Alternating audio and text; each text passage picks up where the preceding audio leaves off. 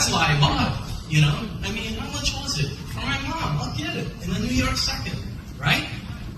But I started checking out the money part because I had a friend who never made money.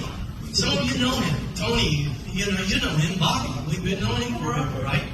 You've known Bobby. He's never made over 50,000.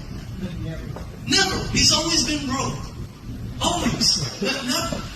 Always. You know, paycheck to paycheck. You know, always worrying about money. Because everything falls to money.